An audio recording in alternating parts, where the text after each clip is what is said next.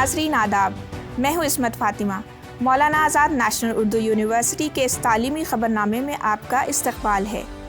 آئیے نظر ڈالتے ہیں آج کی سرخیوں پر۔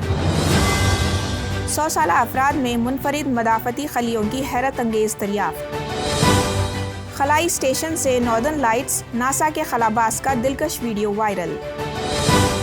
اور ہیلتھ ریسرچ ایکسلنس سمٹ 2025 میں ایمز دلی کو قومی سطح پر بہترین ادارے کا اعزاز۔ اور اب خبروں کی تفصیل۔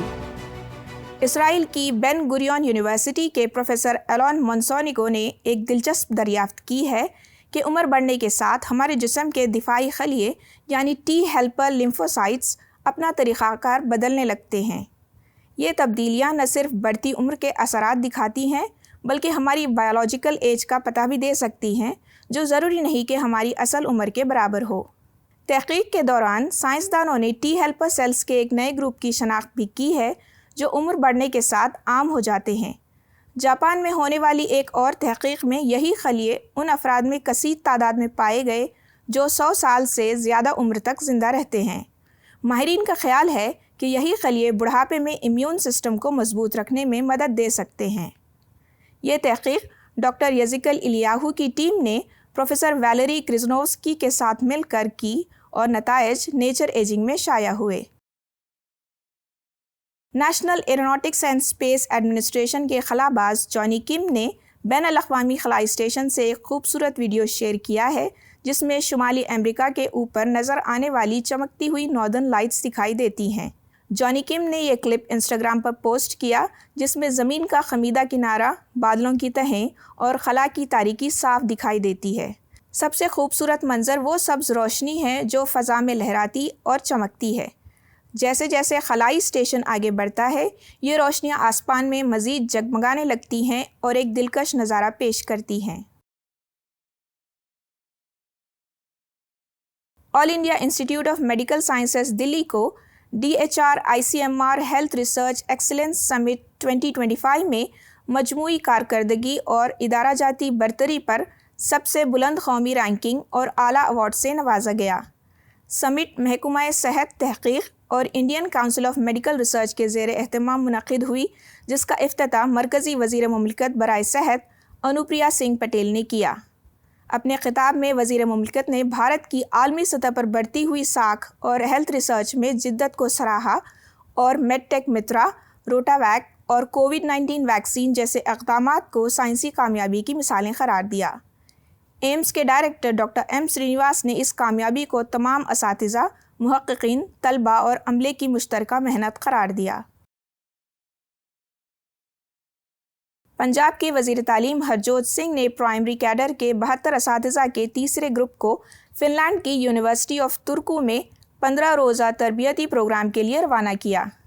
اس گروپ میں block primary education officers, centre head teachers اور ایلیمنٹری ٹیچرز شامل ہیں، جو فن لینڈ کے معروف تدریسی طریقوں کی تربیت حاصل کریں گے۔ وزیر تعلیم کے مطابق اس گروپ کے بعد فن لینڈ میں تربیت پانے والے اساتذہ کی مجموعی تعداد 216 ہو جائے گی۔ انہوں نے بتایا کہ 50 ہیڈ ماسٹرز پر مشتمل 5واں گروپ دسمبر 2025 میں IIM احمد آباد میں قیادت اور انتظامی مہارت کی تربیت حاصل کرے گا۔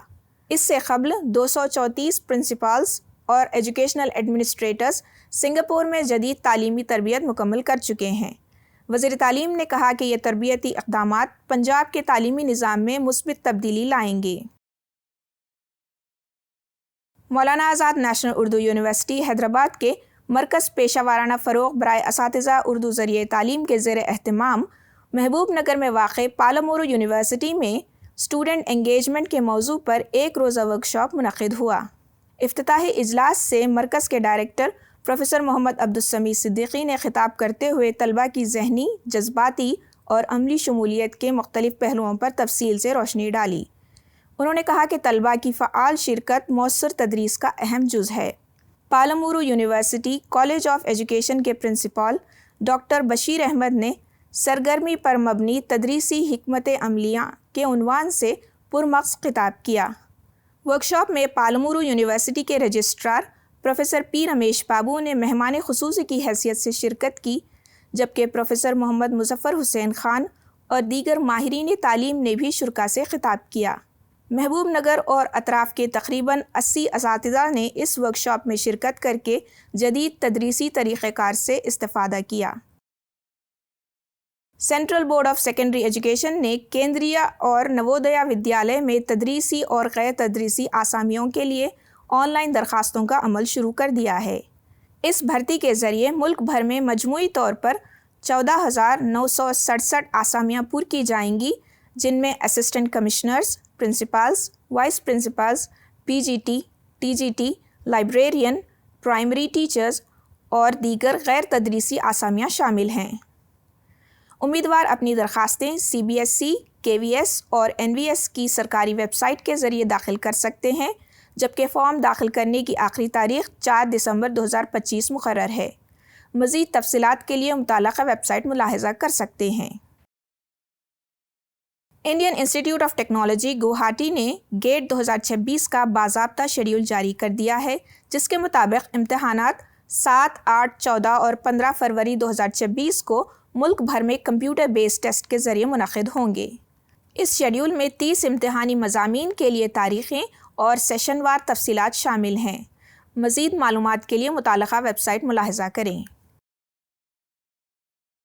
مولانا آزاد نیشنل اردو یونیورسٹی حیدرآباد کی ریسرچ اسکالر ستوپتی جھانسی کو اردو زبان کی ترویج اور فروغ میں نمایاں خدمات کے اعتراف میں اردو اکیڈمی آندھرا پردیش کی جانب سے اردو ایکسلنس ایوارڈ سے نوازا گیا۔ یہ ایوارڈ مولانا ابوالکلام آزاد کی یوم پیدائش کے موقع پر خصوصی تقریب میں پیش کیا گیا۔ ستوپتی جھانسی کے زیر اہتمام منعقدہ پروگرام اردو کی اڑان نے ریاست میں اردو کے فروغ میں اہم کردار ادا کیا۔ وہ اس وقت مولانا آزاد نیشنل اردو یونیورسٹی میں ڈاکٹر بی بی رضا خاتون کی نگرانی میں پی ایچ ڈی کر رہی ہیں، اور ان کا تحقیقی کام اردو تعلیم اور ثقافتی ہم آہنگی پر مرکوز ہے۔ یونیورسٹی کے وائس چانسلر، رجسٹرار اور شعبہ اردو کے اساتذہ و طلباء نے اس کامیابی پر انہیں مبارکباد دی۔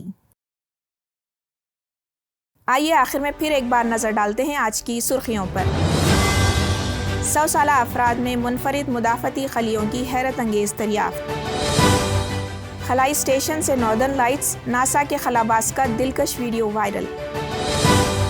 اور ہیلتھ ریسرچ ایکسلنس سمٹ 2025 میں ایمز دلی کو قومی سطح پر بہترین ادارے کا اعزاز۔ آج کی خبروں میں فی الحال اتنا ہی۔ آئندہ بلیٹن میں آپ سے پھر ملاقات ہوگی، تب تک کے لیے دیجیے اجازت۔ آداب۔